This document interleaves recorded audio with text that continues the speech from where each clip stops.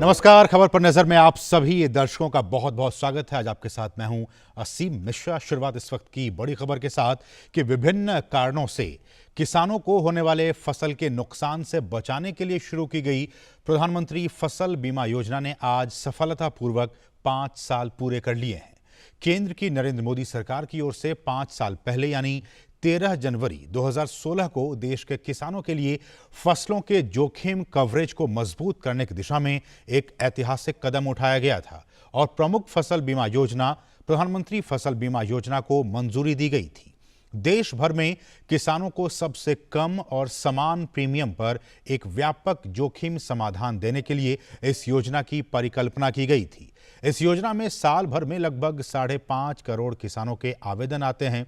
अब तक योजना के तहत 90,000 करोड़ रुपए के दावों का भुगतान किया जा चुका है। आधार सीडिंग ने किसानों के खातों में सीधे दावा निपटान में तेजी लाने में मदद की है। कोविड लॉकडाउन के दौरान भी लगभग 70 लाख किसानों को लाभ हुआ है और 8,741.30 करोड़ रुपए के दावे लाभार्थियों को हस्तांतरित किए गए हैं। किसानों के लिए शुरू से अंत तक जोखिम को कम करने की व्यवस्था के रूप में इस योजना में बुआई से पूर्व चक्र से लेकर कटाई के बाद तक फसल के पूरे चक्र को शामिल किया गया है, जिसमें रोकी गई बुआई और फसल के बीच में प्रतिकूल परिस्थितियों से होने वाला भुगतान भी शामिल है। बाढ़, बादल फटने और प्राकृतिक आग जैसे खतरों के कारण होने वाले स्थानीय आपदाओं और कटाई के बाद होने वाले व्यक्तिगत खेती के स्तर पर नुकसान को शामिल किया गया है। इस तरह के प्रबंधों के कुछ उल्लेखनीय उदाहरणों में खरीफ 2019 के सूखे के दौरान आंध्र प्रदेश और कर्नाटक में 500 करोड़ रुपए से अधिक बुआई के दावों को रोकना, खरीफ 2018 के दौरान ओलावृष्टि के कारण हरियाणा में 100 करोड़ रुपए से अधिक के स्थानीयकृत आपदा दावे, राजस्थान में रबी 2019-20 में टिड्डियों के हमले के दौरान लगभग 30 करोड़ रुपए के मौसम के बीच में प्रतिकूल परिस्थितियों के कारण होने वाले नुकसान के दावे और खरीफ 2019 की बेमौसम बारिश के दौरान महाराष्ट्र में 5,000 करोड़ रुपए के दावे भी शामिल हैं। और प्रधानमंत्री फसल बीमा योजना के सफलतापूर्वक 5 साल पूरे होने पर पीएम मोदी ने ट्वीट कर कहा है कि देश के अन्नदाताओं को प्रकृति के प्रकोप से सुरक्षा प्रदान करने वाली पीएम फसल बीमा योजना के आज 5 साल पूरे हो गए हैं। इस स्कीम के तहत नुकसान का कवरेज बढ़ने और जोखिम कम होने से करोड़ों किसानों को लाभ हुआ है। इसके सभी लाभार्थियों को मेरी बहुत बहुत बधाई। और पीएम ने अपने दूसरे ट्वीट में कहा कि पीएम फसल बीमा योजना ने कैसे किसानों को अधिक से अधिक लाभ सुनिश्चित किया है, दावों के निस्तारण में कैसे पूरी पारदर्शिता बरती गई है।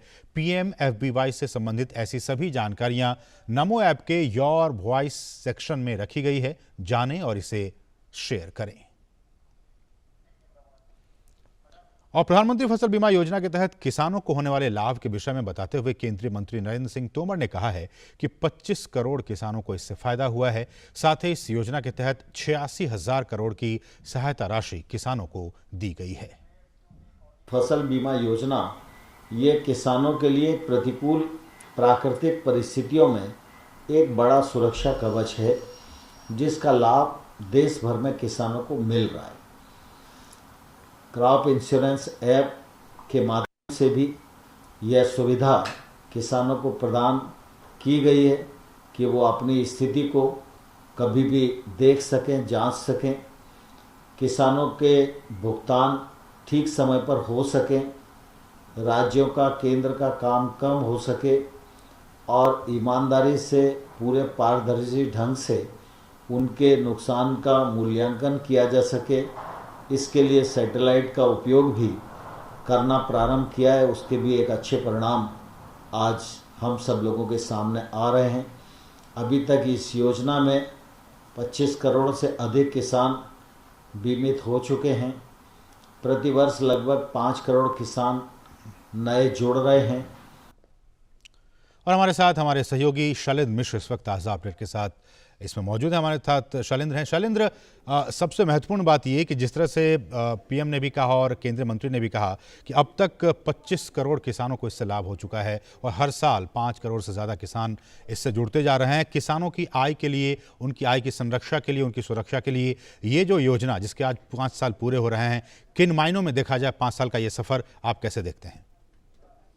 ये देखिए, असीम इसलिए ऐतिहासिक हम कह सकते हैं जो 5 साल का सफ़र है, चूँकि किसानों की जो एक बड़ी चिंता होती थी कि अगर उनके फसल का नुकसान होता है और ये नुकसान 50% से कम होता है तो ऐसे में उन्हें कोई भुगतान नहीं होता था, यानी उस नुकसान की कोई भरपाई नहीं होती थी। जब फसल बीमा योजना को प्लान किया गया तब इस बात पर जोर दिया गया कि बहुत सारी ऐसी प्राकृतिक आपदा आती है, बहुत अधिक बारिश या ओला के चलते, जहां पर किसानों की फसल का नुकसान तो होता है, लेकिन जब आकलन किया जाता है तो ये लिख दिया जाता है कि 50% से कम नुकसान हुआ है और ऐसे में किसानों को कोई मुआवजा नहीं मिलता है। तो दरअसल ये बहुत ध्यान रखा गया कि अगर 33% भी नुकसान होता है तो किसानों को उनके नुकसान की भरपाई सुनिश्चित की जाएगी फसल बीमा योजना के जरिए। तो इससे हुआ क्या है कि देश के बड़े स्तर पर देखें तो काफ़ी किसानों को फ़ायदा हुआ है। जो आप एक आंकड़ा बता रहे हैं कि 5.5 करोड़ किसान ने पंजीकरण कराया है और कुल 25 करोड़ से ज़्यादा किसानों को अभी तक फ़ायदा हो चुका है, तो आप इससे समझ सकते हैं कि कितनी बड़ी संख्या है जिनको किसान बीमा योजना का फ़ायदा हुआ है। दूसरी बात यह है कि हम अक्सर देखते हैं कि जब किसान अपनी फसल को काटता है और ऐसे में वो खेतों में कुछ दिन तक वो फसल रहती है, पहले होता है क्या था कि उस दौरान अगर किसान को कोई दिक्कत होती है, कोई प्राकृतिक आपदा आती है, कोई बाढ़ आती है, कोई ओला पड़ता, तो वो नुकसान उसकी भरपाई किसी फसल बीमा योजना के तहत नहीं की जाती थी। इस योजना के लॉन्च होने से पहले 5 साल पहले इस योजना में इस बात को ध्यान रखा गया कि किसान के घर तक उपज पहुंचने तक दरअसल बीमा दिया गया और बुआई से पहले और कटाई के बाद। तो ये एक सुनिश्चित किया गया कि जो नुकसान का जो दायरा है वो सिर्फ बुआई के बाद या कटाई से पहले नहीं है, बुआई से पहले और कटाई के बाद भी है। तो इस बात को सुनिश्चित किया गया। इससे हुआ क्या है कि लाखों किसान जो वंचित रह जाते थे, जिनकी फसल काटने के बाद खराब हो जाती थी या फिर उनकी उपज आधी ही घर पहुंचती थी अत्यधिक बारिश या बाढ़ की वजह से या ओले की वजह से, तो वो एक भरपाई हुई है। और यही वजह है कि हम देख रहे हैं कि 90,000 करोड़ रुपए पिछले 5 सालों में किसानों को किसान फसल बीमा योजना के जरिए मिले हैं, जो एक बहुत बड़ी राशि है। उनके प्रीमियम के मुकाबले प्रीमियम इससे बहुत कम रहा है, चूँकि प्रीमियम में राज्य सरकार और केंद्र सरकार की हिस्सेदारी है और उत्तर पूर्व के राज्यों में तो हम देख रहे हैं कि अधिकतर हिस्सेदारी सरकारें खुद वहन करती हैं और बीमा एक तरह से देखें जो किसानों पर जो बोझ है वो बहुत कम पड़ता है। दूसरी बात यह है कि जब फीडबैक मिला तो इस योजना को स्वैच्छिक बनाया गया।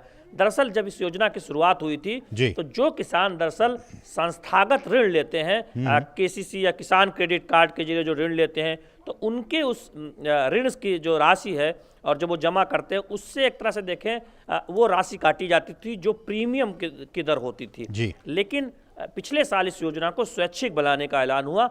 उससे एक तरह से कहें कि जो फीडबैक मिला उसमें एक तरह से इस योजना के लाभ और बेहतर तरीके से किसानों तक पहुंचने शुरू हो रहे हैं। तो ये एक बहुत महत्वपूर्ण बात है। और दूसरी बात यह है कि रबी और खरीफ जो 2 मुख्य फसली सत्र होता है किसान के लिए, फसल सत्र आप कह सकते हैं रबी में जिसमें गेहूं होता है, तिलहनी फसलें होती हैं, खरीफ में खासतौर पर धान होती है और भी आप कह सकते हैं मक्का होता है। हालांकि मक्का दोनों रबी और खरीफ में बोया जाता है। तो इस तरह की फसलों को इसके दायरे में लाया गया और तमाम ऐसी फसलें हैं उनको इस दायरे से बाहर भी रखा गया है किसानों से मिले फीडबैक के बाद। और ये बहुत अहम इसलिए है कि कई ऐसी फसलें हैं जिसमें दरअसल किसान नहीं चाहते थे कि उसका वो प्रीमियम चुकाएं। तो निश्चित तौर पर जिन फसलों में ज़्यादा नुकसान होता है वो सारी फसलें इस बीमा के दायरे में आई हैं। तो ये किसानों को बहुत फायदा मिल रहा है। और शैलेंद्र, जैसा कि आपने कहा, मैं उसको थोड़ा और विस्तार से जानना चाहूँगा। जिस तरह से जो फसल खराब होने की जो एक प्रतिशत थी पहले कि 50%, उसको घटा के 30 और 33% पे लाया गया है, ये अपने आप में कितना बड़ा कदम आप जानते हैं इस योजना के तहत?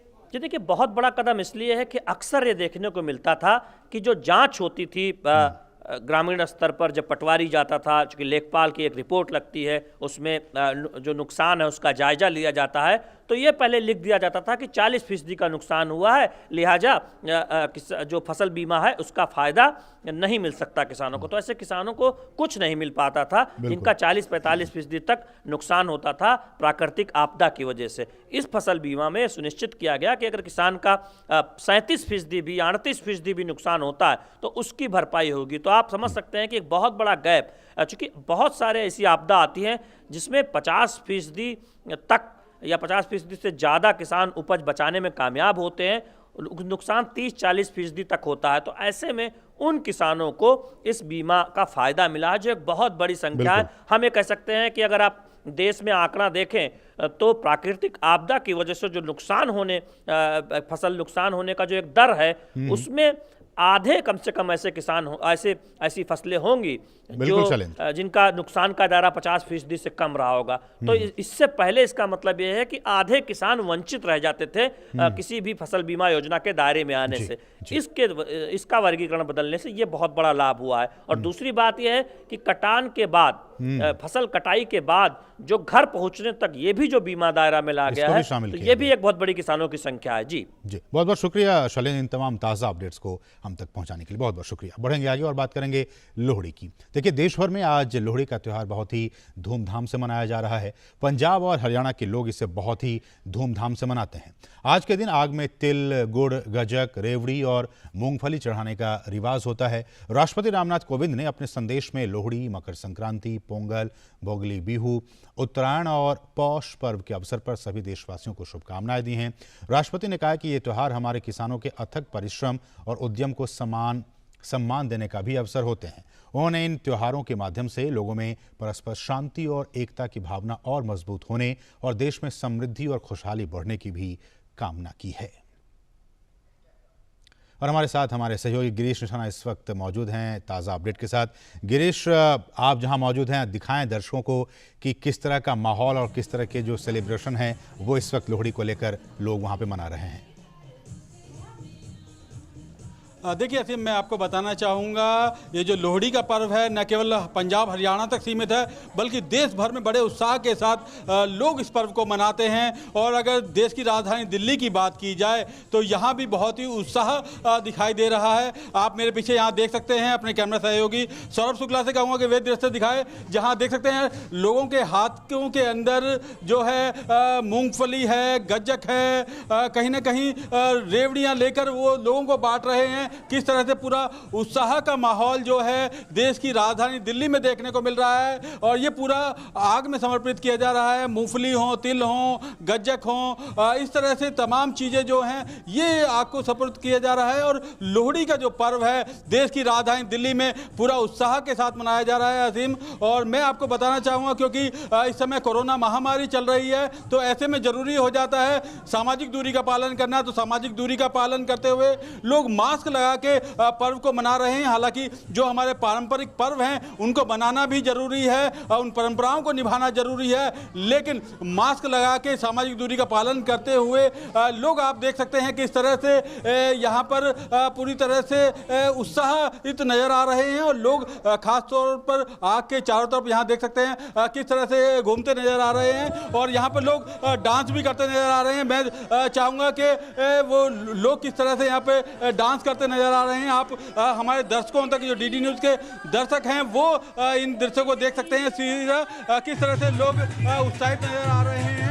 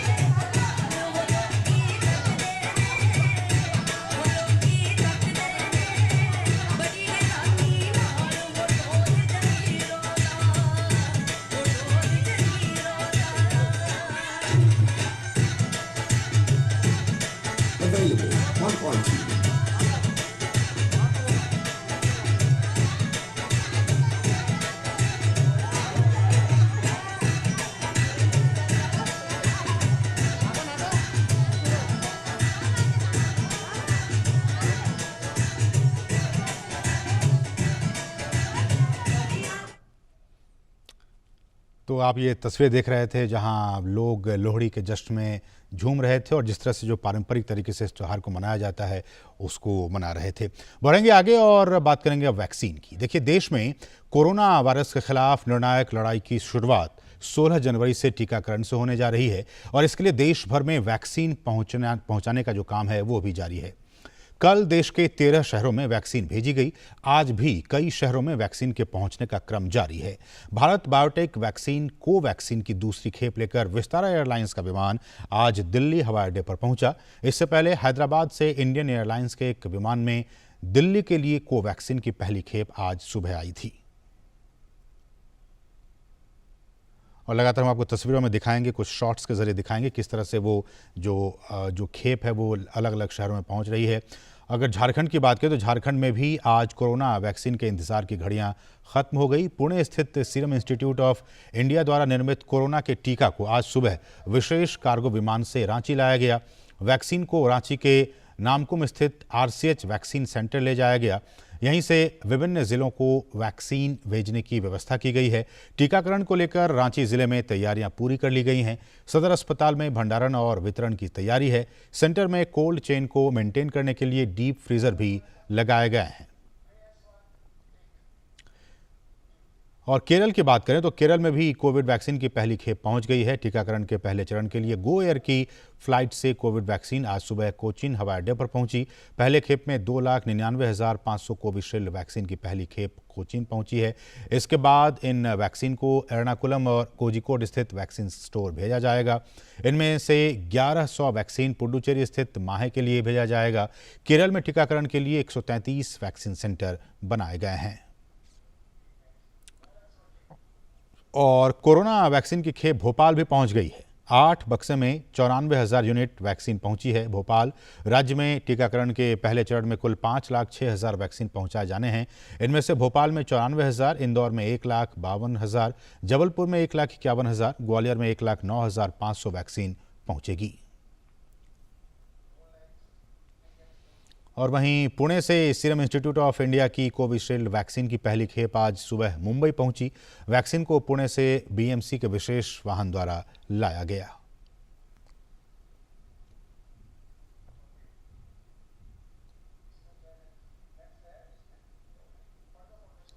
और वहीं गोवा में भी आज वैक्सीन की पहली खेप पहुंच गई है। और हमारे साथ हमारे सहयोगी नितेंद्र सिंह इस वक्त ताज़ा अपडेट के साथ मौजूद है। नितेंद्र, ये जो हम तस्वीरों में आज देखे, लगातार कल भी जो खेप है वो पहुंचती जा रही है अलग अलग शहरों में। आज भी हम देख रहे हैं कि अलग अलग देश के अलग अलग शहरों में इसकी खेप पहुंचती जा रही है।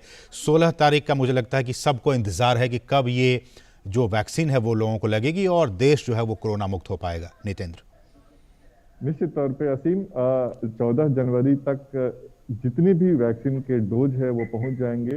1 करोड़ 10 लाख टोटल जो डोज है वो निर्धारित किया गया है और 14 जनवरी तक सभी जगह पे पहुंच जाएगा और पूरे देश में एक साथ कोरोना का वैक्सीन लगेगा। और बहुत ही दिलचस्प होगा दुनिया को के लिए भी, क्योंकि जो भारत कोरोना का टीकाकरण करने जा रहा है और दुनिया के सबसे बड़ा टीकाकरण अभियान की यह शुरुआत होगी और उसमें टेक्नोलॉजी का किस तरीके से प्रयोग होगा, खासतौर पे जो कोविन ऐप है इस तरह से डिजाइन किया गया है, इस तरह से बनाया गया है कि सब कुछ उसी के आधार पे है। और ये पूरी जो कोरोना टीकाकरण का बैकबोन है, हम कहेंगे कि कोविन ऐप, उसके आधार पे ही होगा।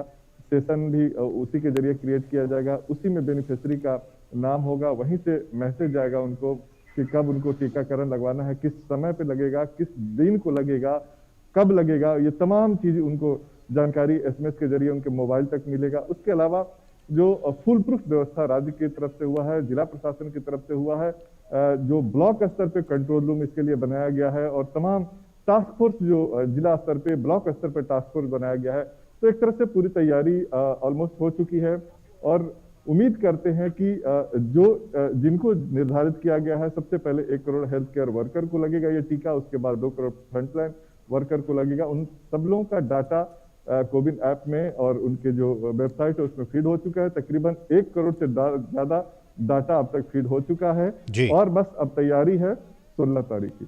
लेकिन नितेंद्र, कुछ लोग ये भी जानना चाह रहे हैं, कुछ राज्य सरकारों की तरफ से भी ये कहा गया है कि क्या उनके पास कोई ऑप्शन है कि हम इसी पर्टिकुलर वैक्सीन को लेना चाहते हैं या ख़रीदना चाहते हैं, अपने लोगों को देना चाहते हैं, या फिर जो केंद्र सरकार की तरफ से जो गाइडलाइंस बनाई गई हैं उन्हें ही पालन करना होगा राज्यों को?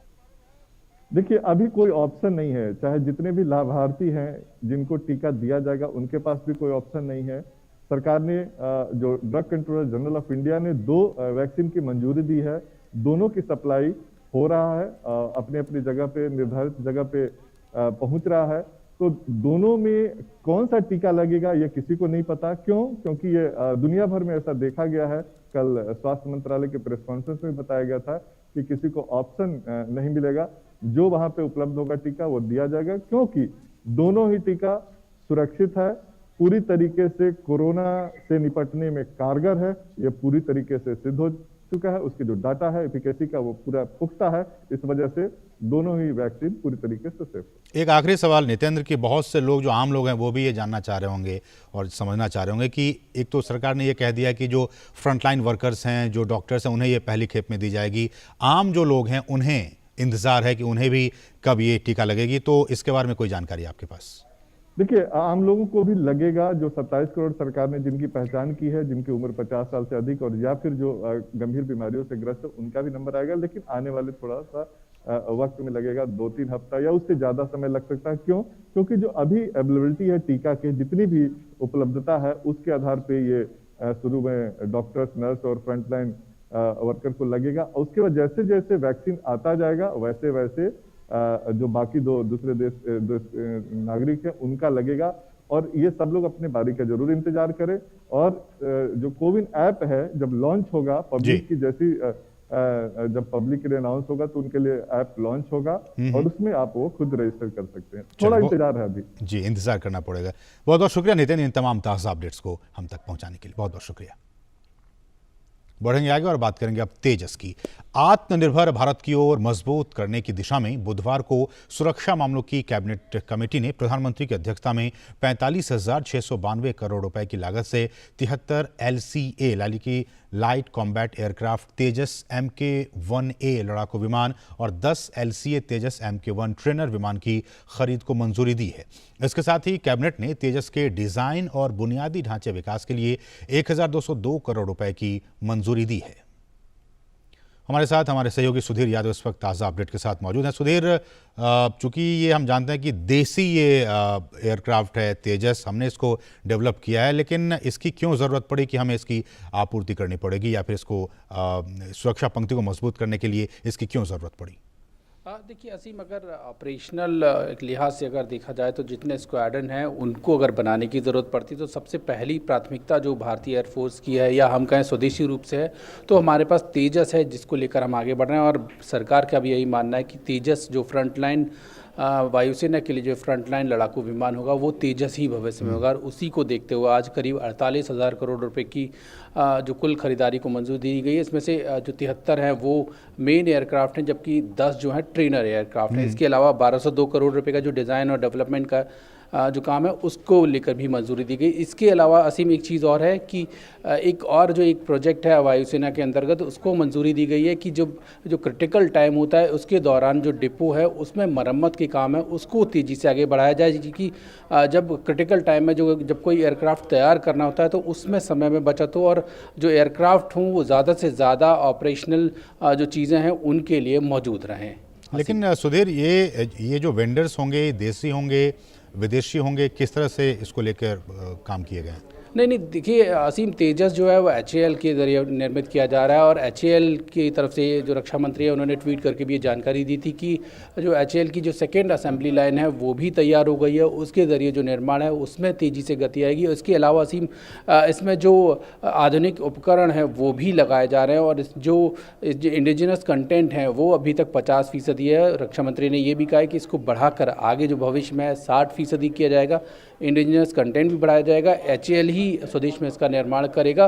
और भविष्य में जो एयरफोर्स के लिए अगर बात करें, एयरफोर्स के लिए जो फ्रंट लाइन एयरक्राफ्ट होगा वो तेजस ही होगा। एक आखिरी सवाल चलते चलते सुधीर की, चूंकि ये देश में ही स्वदेश निर्मित ये LCA है, इससे चूंकि अब इसको इतनी बड़ी मात्रा में खरीद के लिए सरकार हामी भरी है, इससे जो बाकी कंपनियां हैं, एसोसिएट कंपनीज, इससे रिलेटेड जो कंपनियां हैं, उन्हें किस तरह का फ़ायदा होगा?